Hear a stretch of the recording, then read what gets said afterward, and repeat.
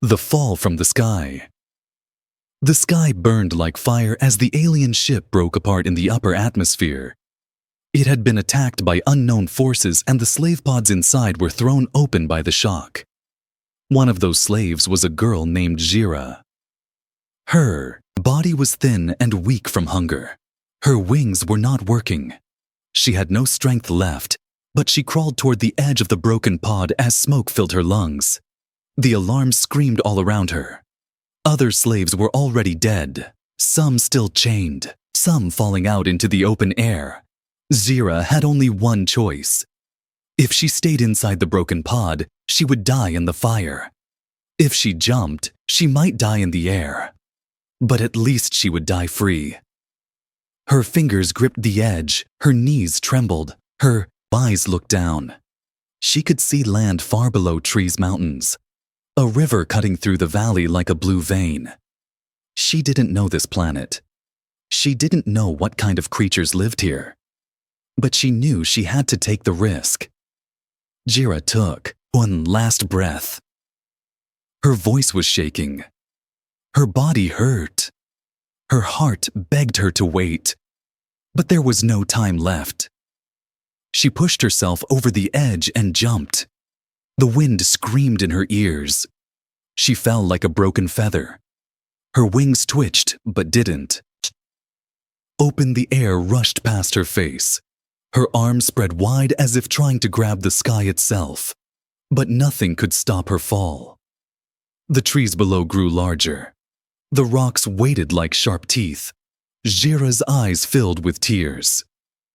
She opened her mouth and screamed a sound so full of pain and fear that even the birds stopped flying.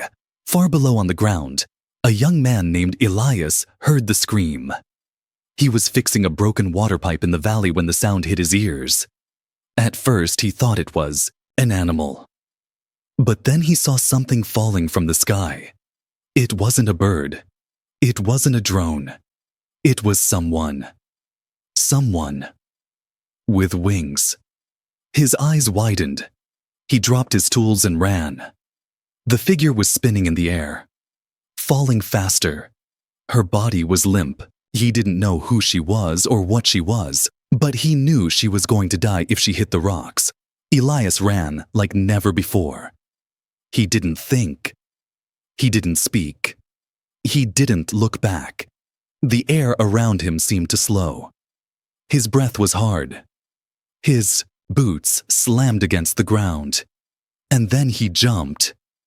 The girl was just above the rocks, seconds away from the end. And that's when Elias caught her, his arms wrapped around her small body. The force pushed both of them back. They rolled down a slope, dust and leaves flying in the air. The world spun. But when they stopped, Jira was still alive. And Elias was holding her. She was cold. Her skin was pale and soft. Her face was marked with bruises and dried blood. Her eyes were closed. Her wings were broken and bent, but her chest still moved. She was breathing. Elias looked at her face. He had never seen anyone like her. She wasn't human, but she wasn't terrifying either. She looked like a girl. A scared and hurt girl. He stood up slowly with her, in his arms. His shoulder hurt. His hands were scratched, but he didn't care. He had caught her.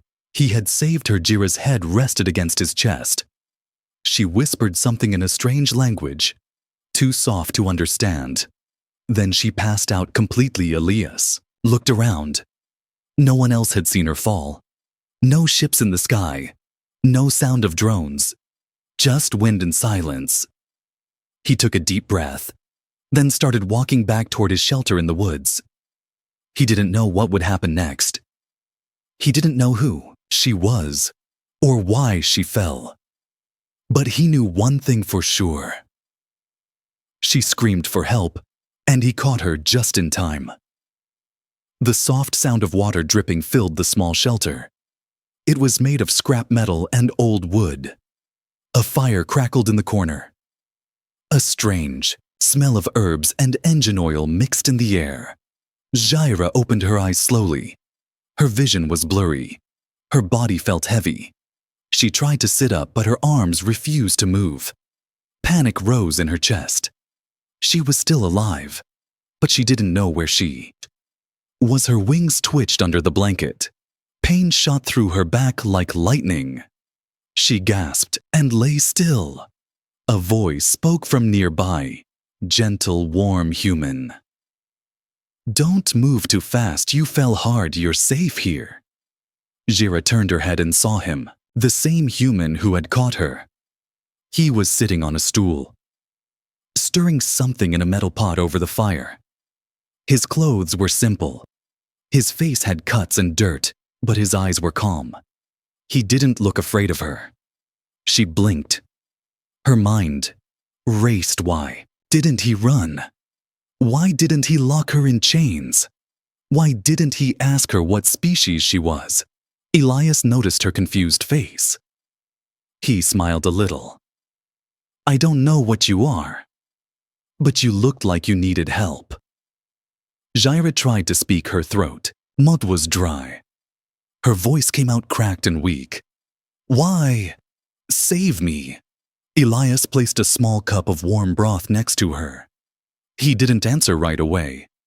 He stared at the fire for a few seconds. Then he said something she didn't expect. "Because when someone screams like that, you don't walk away, you run toward them." Jaira looked down. Her fingers clutched the edge of the blanket. No one had ever said that to her before. In her world, no one ran to help, only to own, to control. She sipped the broth slowly. It tasted strange, but it warmed her chest. She looked around. The place was small but clean.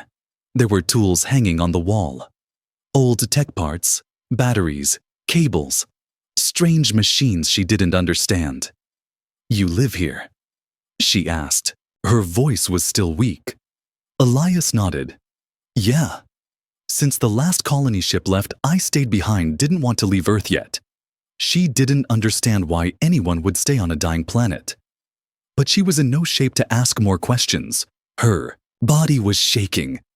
Her strength was still gone, and her mind kept hearing the sound of chains. The memories of the slave ship haunted her.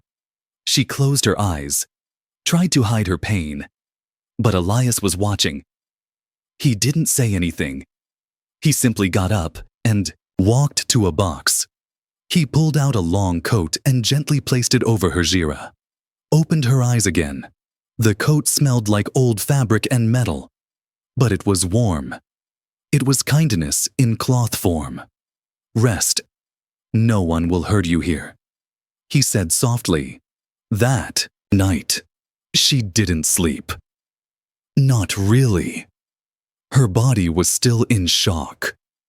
Her heart didn't know whether to trust the human or not, but her eyes kept turning toward him. He slept sitting up, arms crossed, a tool still in one hand, as if ready to fix something, even in dreams. In the morning, Elias made more broth. He gave her water and helped her sit up slowly. Jaira tried to stand, but her legs failed. She fell into his arms. He caught her again without fear. Without hesitation, he helped her lie back down. Then looked into her eyes and said, "You're not ready to walk yet. You need more time." Jaira hated feeling weak. She was raised to survive, to obey, to hide her fear. But now she had no choice but to accept help. Elias sat beside her. He didn't talk much, but he offered pieces of food. He showed her how to use the small heater. He let her listen to music from an old Earth device. A soft melody filled the room. And for the first time in years, Jaira felt something she hadn't felt before, safe. She watched the human fix a broken solar panel. His hands moved with care. He hummed to himself as if she wasn't a strange alien, as if she wasn't dangerous or different, as if she was just another guest. And in that silence, she began to wonder, who is this man? Why is he alone? Why is he not afraid of me? And how long can I hide the truth from him? Because she knew something he didn't. She was being hunted. And now, he was in danger too. Jira stood near the doorway of the shelter, her wings still weak, her legs still shaking, but she had forced herself up before sunrise. Elias was still asleep inside, wrapped in a blanket on the floor with tools beside him. His chest rose and fell, slowly, peacefully. The air outside was cold. Mist floated across the trees like silent ghosts. The mountain peaks stood far in the distance. Jira took slow breaths. She didn't enjoy the view. She wasn't curious about the planet. She was listening for them, the ones who hurt her, the ones who treated her like a machine. They wouldn't stop just because she fell. They always tracked runaways. Even if it meant crossing star systems, Jira's fingers pressed against the metal wall. A faint vibration, a small hum. It lasted only a moment, then silence again. But her heart sank. They were coming. She turned to look at Elias sleeping on the floor. He didn't know anything. Not about her. Not about who wanted her back. Not about how dangerous this could all become. She stepped back inside quietly, sat down near the fire. Her face was calm, but her thoughts were loud. She thought about the last time she ran, the pain, the chains, the burning mark on her neck, a symbol of ownership. And now, even after escaping, she was still bringing danger to someone. Kind Elias woke up a few minutes later. He stretched his arms and rubbed his eyes, saw her sitting there, and smiled without question. "Good morning. Didn't expect you to be up so early." Jira nodded. Couldn't sleep. He handed her a warm drink, then sat down and started fixing a circuit board. He talked while he worked, telling her about the nearby forest, the old city ruins beyond the hills, the creatures he had seen here, some wild, but most just scared of humans. Jira listened quietly. She smiled when he made a joke. She nodded when he showed her a broken drone wing. But her mind was far away. Still thinking about the sound she felt, hours passed. Elias cooked. They ate together. He showed her how to use a scanner for heat signatures. She pretended to be interested, pretended to be okay. When night came, she stood outside again. This time, Elias joined her. He looked at the stars, then said, "I wonder if someone's looking for you. Someone good or someone bad." Jira froze. Her face didn't move, but her fingers clenched. "Why do you ask?" she whispered. Elias shrugged. "Just a feeling. You look like you've seen too much, like you're waiting for something." She turned to him, eyes sharp, like glass. "Would you send me away if you knew I was trouble?" He looked at her, really looked, then shook his head. "No, not unless you wanted to leave. But if someone's after you, you should tell me so I can prepare." Jira looked down, her voice cracked like dry leaves. "They used me. They fed off me. Not food, not energy. Something else. Something sacred to my kind. I was born with it. They wanted to drain it slowly forever." Elias didn't understand everything, but he understood enough. "You escaped," he said softly. She nodded. "I wasn't supposed to live." Silence again. Only the wind and the crackling of dry leaves nearby. Then Elias spoke. "Well, you're alive now, and I won't let them take you back." Jira wanted to believe him, but she had seen entire cities burn because of her kind. She didn't want this small place to become a grave. Suddenly, the scanner behind them blinked red once. A flash. Then off again. Elias frowned and walked to check it. Probably a glitch. He tapped the device. It didn't respond. Jira didn't say anything, But inside, she knew that wasn't a glitch. That was a signal. They had arrived on this planet, and they were getting close. Jira stepped back into the shelter. Her hand touched the edge of her wing. Still weak. Still broken. She looked at the tools. At the wires, at the old plasma welder on the floor, if she stayed quiet. Elias might die if she told him everything. He might still try to protect her and die. Anyway, she sat down slowly, eyes fixed on the door, waiting for night to pass, hoping the human who saved her would not regret it tomorrow, because tomorrow they might not be alone anymore. Night fell hard on the valley. The sky turned dark purple, and stars slowly blinked awake. But inside Elias's shelter, the air was tight. Heavy Jira sat near the fire, but her eyes never left the scanner by the door. It was dead silent. But her heart told her something else. Elias was fixing a light panel. He kept glancing at her. He could feel the tension. He wanted to ask more, but the fear on her face told him to wait. Then came the knock, not on the door, but on the outside wall. A soft tap, metal on metal. Jira's whole body froze. Her cup slipped from her fingers and shattered on the floor. Elias stood up fast. He picked up a wrench in one hand and a flashlight in the other. He whispered to her, "Stay inside, hide if you have to." Jira tried to speak, tried to warn him, but her voice caught in her throat. Another tap, this time louder, and a second one followed, right after two sounds. Two different sources. Elias moved to the door. He turned off the light, opened a small view slit, and looked outside. He saw nothing.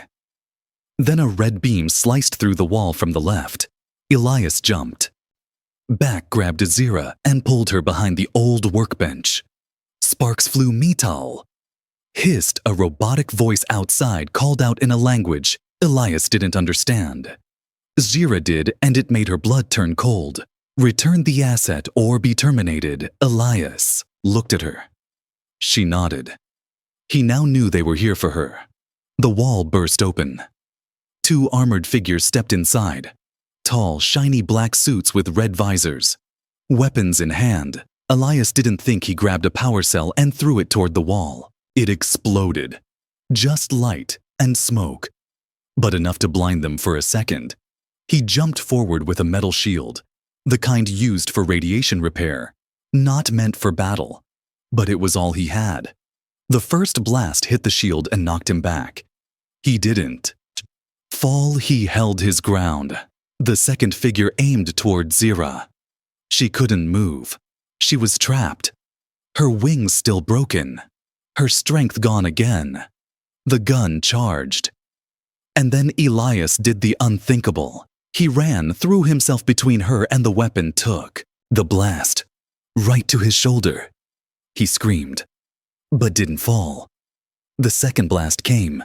He raised the shield again, pushed back, used his whole body to cover her. The old shelter shook. Tools fell from the walls. Smoke filled the room. Jira reached for the welder, pulled it to her, switched it on. The blue flame roared to life as the soldier moved in. She stabbed the welder straight into the suit's visor. Sparks exploded. The visor cracked. The soldier stumbled back and dropped his weapon.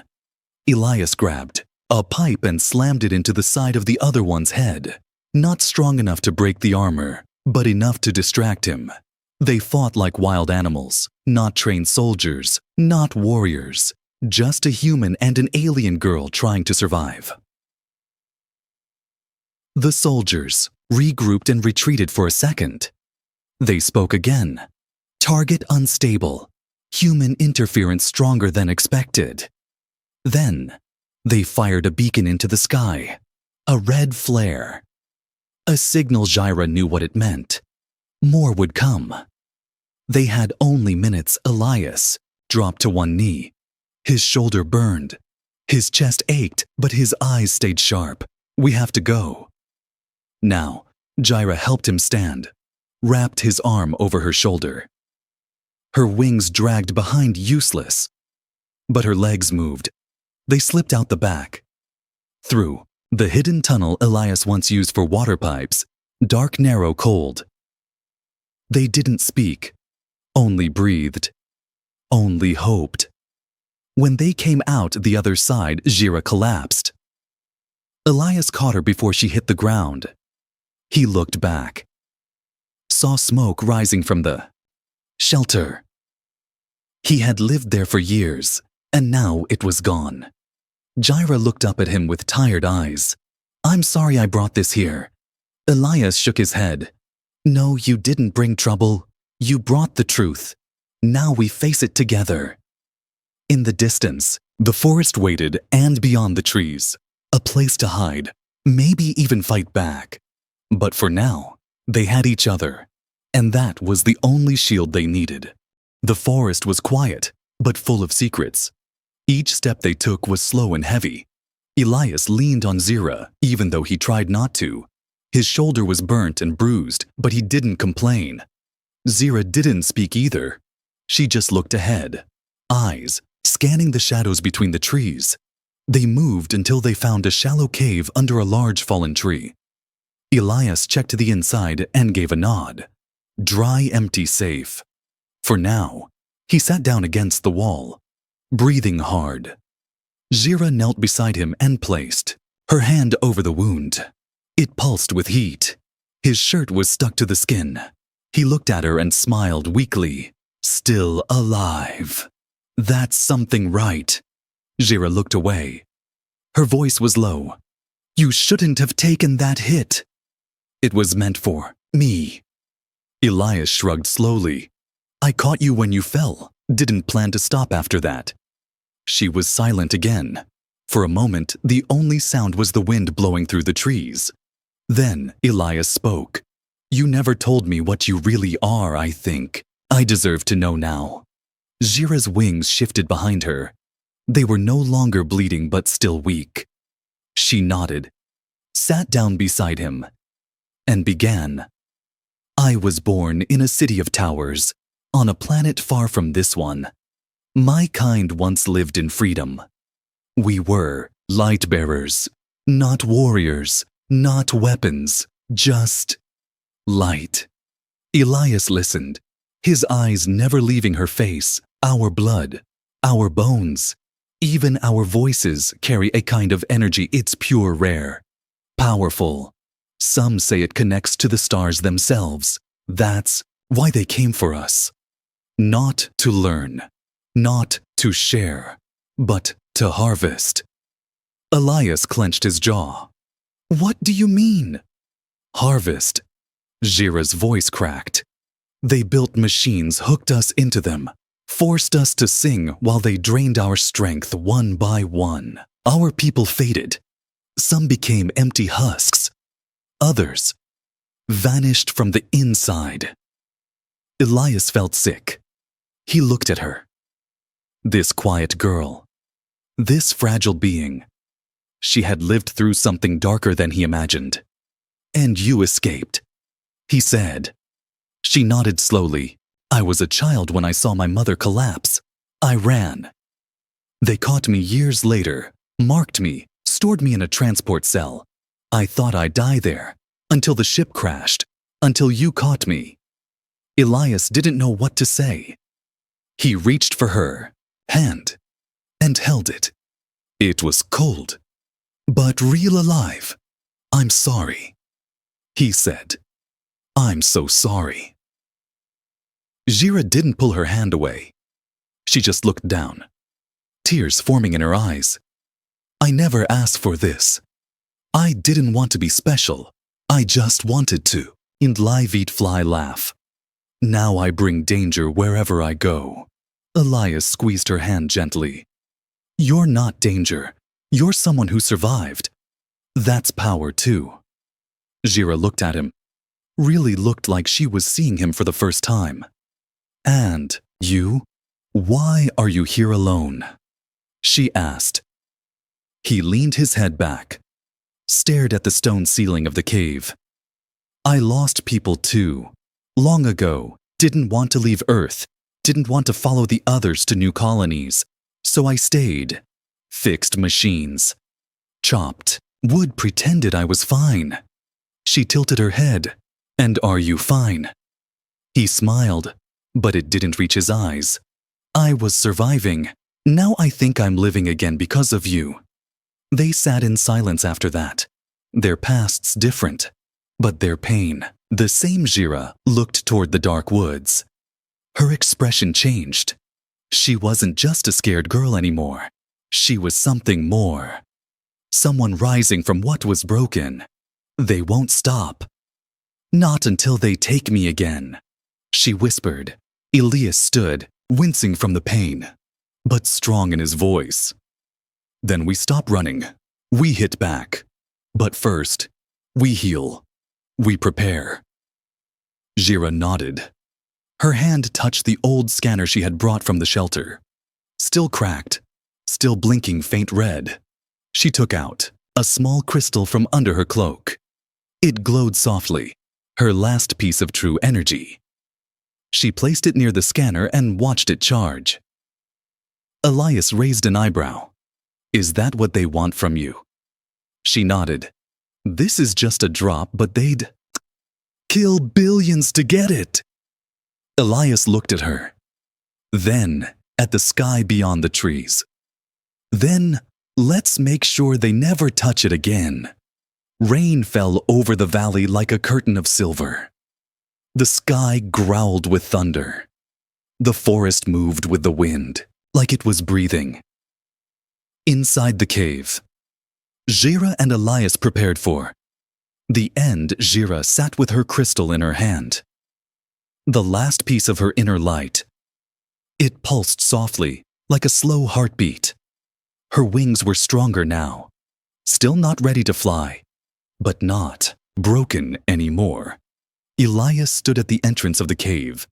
Soaked from the rain, he had set up traps using old wire and energy cells. Crude, but enough to stall the hunters, maybe even stop one. He turned and looked at her.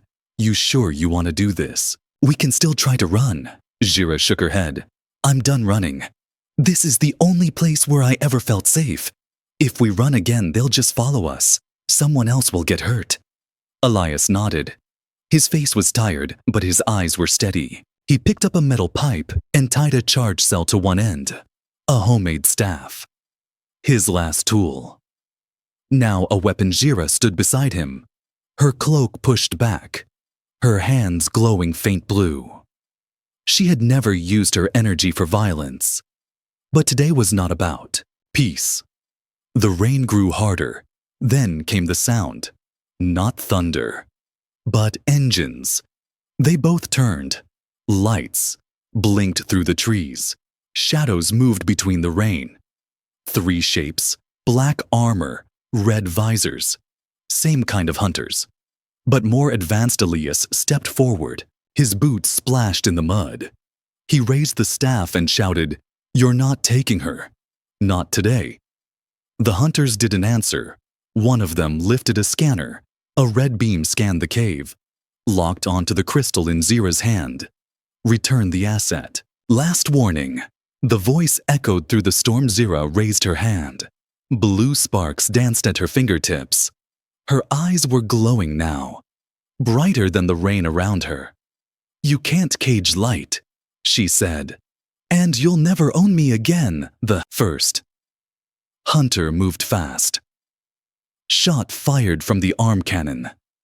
Elias pushed her aside and raised the shield. The shot hit and exploded. The shield cracked, but held. Zira jumped behind a fallen tree. Energy sparked from her palms. She closed her eyes, focused, then released a burst of light that blinded all 3 hunters. One staggered. Another fell. The third launched forward through the flash and grabbed Elias by the throat. Jira screamed. She ran toward them, hands glowing brighter. She slammed her palm against the hunter's chest. A wave of raw energy blasted him off Elias and into a rock. Elias gasped, coughing. But alive, Jaira turned to the last two, her body shaking. The crystal on the ground beside her. She picked it up, held it tight, then whispered something in her native tongue. The crystal cracked split in her hand and released a wave of bright white light that turned night into day. The hunters froze. Their systems overloaded. Their weapons fell from their hands. Their suits smoked and sparked. One tried to retreat. The other reached for a distress beacon. Elias swung the metal staff and knocked the beacon from his hand. The hunter fell back into the mud. Jaira dropped to her knees, her strength fading.